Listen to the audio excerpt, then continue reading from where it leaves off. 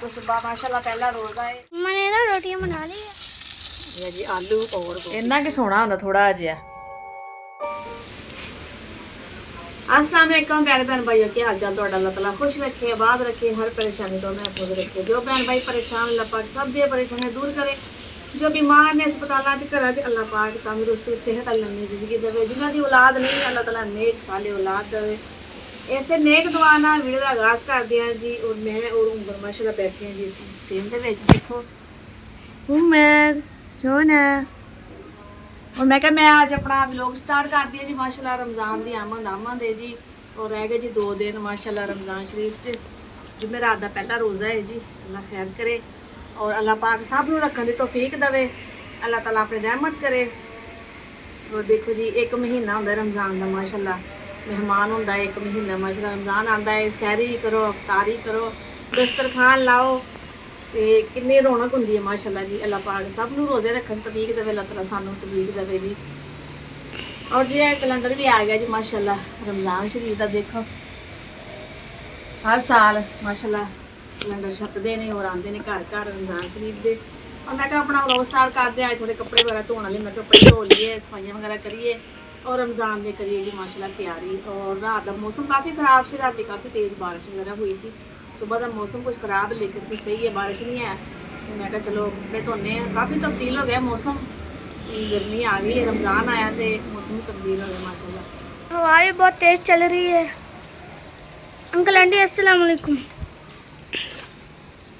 हाँ जी हवा तेज़ है, मैं कहा कपड़े जल्दी सुक जाएंगे हवा के नाल।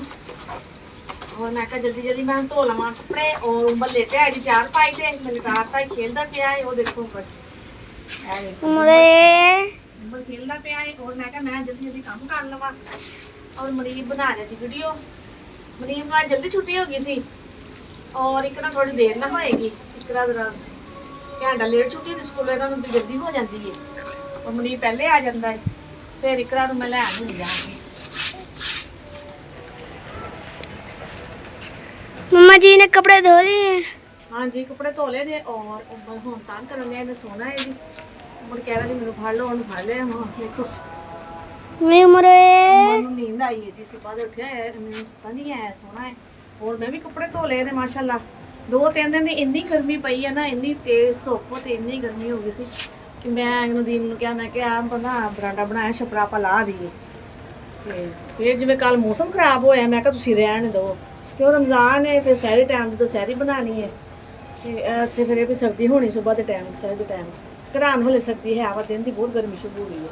फिर मैं कहा तुसीं अजे रहण दो तो बारिश शुरू हो गई। मैं क्या फिर वो ना हो तुसीं छपरा भी ला दवो तो फिर सैरी बनानी होंगी क्योंकि कमरा तो छोटा है, होर तो कोई जगह नहीं है। मैं क्या तुसीं महीना रहण दवो, फिर एक ईद लागे उतार देवांगे, गर्मी ज़्यादा हो जानी है। फिर और कमरे च वैसे फिर भी 4 पाइयां नहीं डाइयां जानियां।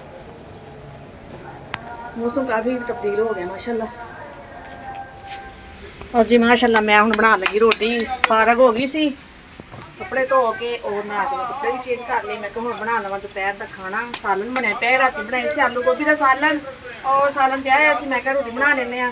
अंकल आंटी अस्सलाम वालेकुम। मम्मा जी आज तो बुध है, आप मंगल बना रही हो, कल है पहला रोज़ा। मैं भुल गई, फिर मैं तो कह रही मैं क्या 2 दिन रह गए जी रमज़ान च रोज़े च, तो मैं फिर भुल गई 1 दिन। अच्छा अज बहुत दे कल जो मेरा कल पहला रोज़ा है। चलो सुबह माशाल्लाह फिर पहली सैरी है माशाल्लाह जी।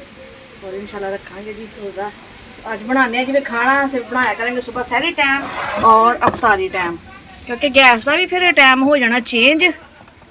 सुबह आया करेगा जी 2 बजे सैरी टाइम गैस, तो 4 बजे फिर बंद हो जाया करेगा। जिवें सैरी का टाइम खत्म हो जाएगा ना उस टाइम गैस भी बंद हो जाता। सुबह देखा की रूटीन होंगी है। अगे अल्लाह खैर करे, अल्लाह पाक खैर दे रोज़े लिया रमज़ान सब ते अल्लाह पाक सब वास्ते बेहतरी पैदा करे, आसानियाँ पैदा करे। अल्लाह ताला साढ़े वास्ते आसानियाँ पैदा करे। भुख लग गई सी, मैं कहा जल्दी रोटी बना ली।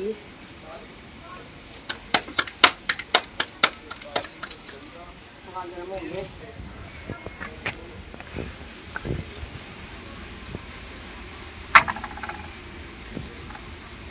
मैंने ना रोटियां बना ली है, अब सालन गर्म कर रही है मम्मा जी। जी हाँ जी मतलब सही रात आलू गोभी का सालन बनाया सी। देखो मैं क्या मैं गर्म कर लवा। ये जी आलू और गोभी रोटी बन गई है मेरी माशाल्लाह। ਮੈਂ ਸਾਲਨ ਗਰਮ ਕਰ ਲਾਂ, ਫਿਰ ਕਮਰੇ 'ਚ ਬੈਠ ਕੇ ਖਾਣਾ ਖਾਂਦੇ ਹਾਂ ਜੀ। ਔਰ ਮਾਸ਼ਾਅੱਲਾ ਜੀ ਅਸੀਂ ਆ ਗਏ ਕਮਰੇ ਵਿੱਚ, ਬਾਹਰ ਗਰਮੀ ਲੱਗਣ ਲੱਗ ਗਈ ਸੀ ਸੇਨ 'ਚ, ਔਰ ਕਮਰੇ 'ਚ ਆ ਗਏ। ਔਰ ਸ਼ਾਮੇ ਬੈਠੀਏ ਨਾ ਕਮਰੇ ਦੇ ਵਿੱਚ ਤੇ ਸਰਦੀ ਲੱਗਦੀ ਹੈ, ਬਾਹਰ ਧੁੱਪੇ ਬੈਠਦੇ ਤੇ ਫਿਰ ਗਰਮੀ ਲੱਗਦੀ ਹੈ ਜੀ। ਔਰ ਉੱਪਰ ਵੀ ਬੈਠ ਗਏ ਜੀ ਮੇਰੇ ਕੋਲ, ਦੇਖੋ मम्मा शहजादा बैठा है जी, इसी खान लगे खाना। और आज है जिस बहन भाई ने खाना है जी।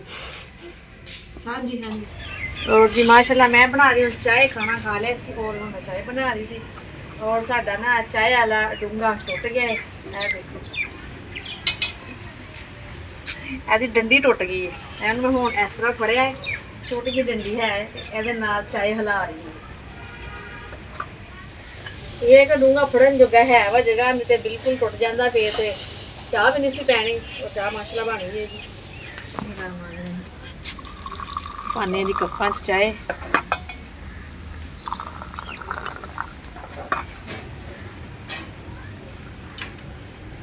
नहीं, वो कितने प्लास पतीली फड़न वाला पता प्लास ये मंजी में पड़ा है। चलो रुमाल में फड़ लेने।